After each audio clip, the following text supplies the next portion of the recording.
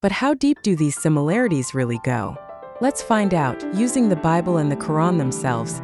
Christianity and Islam are often seen as completely different, but what if I told you they share some shocking similarities? Same figures, same themes, even similar teachings.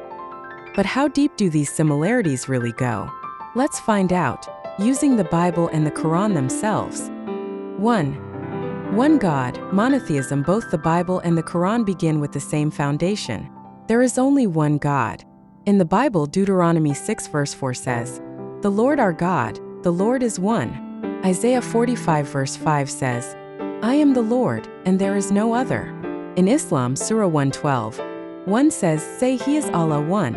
Surah 2, 163 says, "Your God is one God."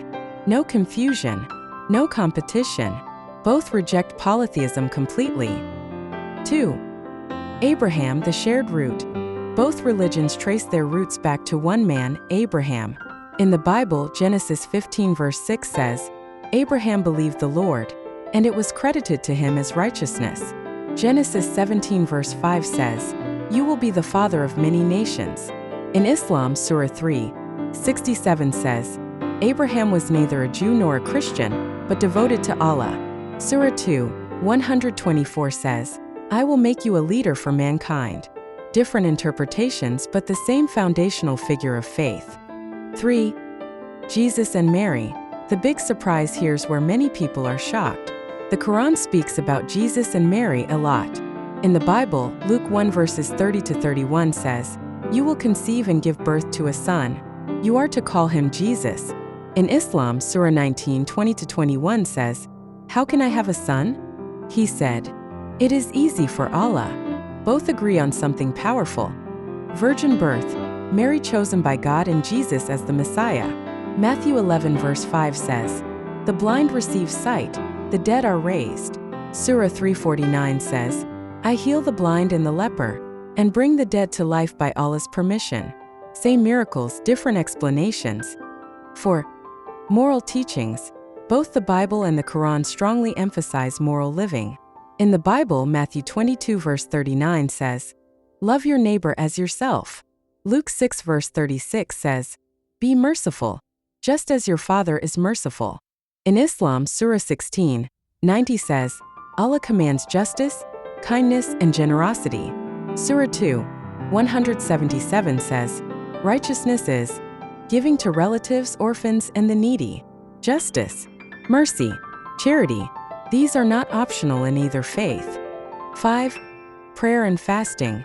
Spiritual discipline is central in both traditions.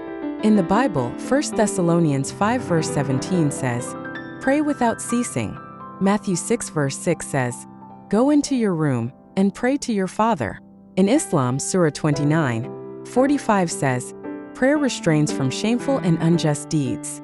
Surah 2, 183 says, "Fasting is prescribed for you as it was for those before you."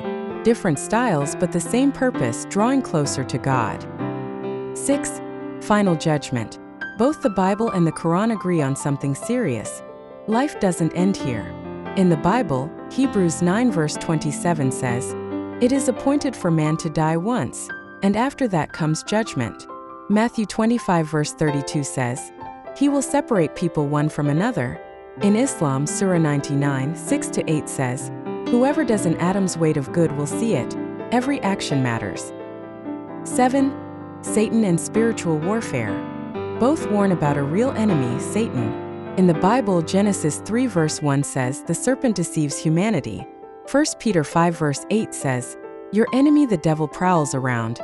In Islam, Surah 7:27 says, "Satan seeks to mislead you." Same warning, different contexts, but same danger. So yes, the similarities are real. One God, Abraham, Jesus and Mary, moral law, prayer and fasting, judgment and spiritual warfare. But here's the truth: similarity does not mean sameness. The deeper you go, the differences become just as important.